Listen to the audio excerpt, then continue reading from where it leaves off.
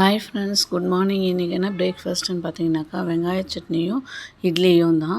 So முதல்ல ஒரு பேனை வச்சு ஒரு 2.5 ஸ்பூன் அளவுக்கு நான் எண்ணெய் விட்டுக்கிறேன். அதில் கடுகு, உளுத்தம்பருப்பு, பாதாம் இதெல்லாம் போட்டு நல்லா வதக்கிக்கிறேன். வெறுமனவே உளுந்து போட்டு அப்புறம் வெங்காயம் தக்காளி போட்டு சிலர் பண்ணுவாங்க.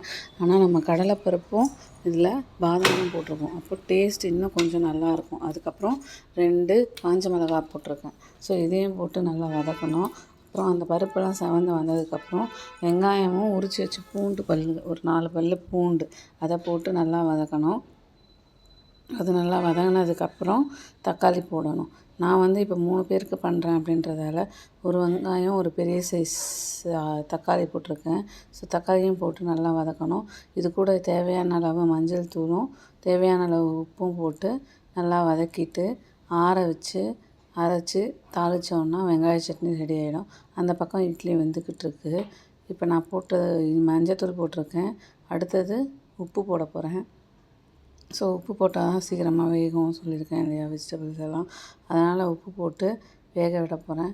அடுத்தது ஃபைனலாக தாளிக்க வேண்டியது தான். இதுக்கு ஆற வச்சு அரைச்சி அதுக்கு கொஞ்சமாக எண்ணெய் விட்டு அதில் கடுகு, உளுத்தம்பருப்பு, சீரகம் போட்டு பெருங்காயம் போட்டு கருவேப்பிலை போட்டு இறக்கிடணும்.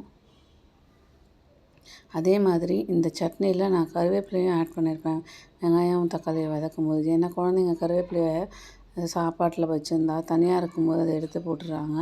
அதுவே நம்ம இந்த மாதிரி சட்னியை அரைச்சிட்டோன்னா அவங்களுக்கு அந்த கருவேப்பிலையோட ஸ்ட்ரென்த் அது அப்படி கிடச்சிரும். அதுக்காக கருவேப்பிலையும் நான் அதிலே போட்டுக்கிட்டேன். இப்போ தாளிக்கும் போதும் கொஞ்சம் கருவேப்பிலை போட்டுக்கிறேன். இப்போது சட்னி ரெடி ஆகிடுச்சு. அடுத்தது இட்லியும் 10 மினிட்ஸில் வெந்துடும்.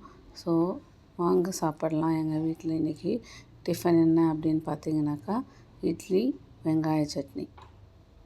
இதுதான் இன்னையோட மெனு. தேங்க்யூ ஃபார் வாட்சிங்.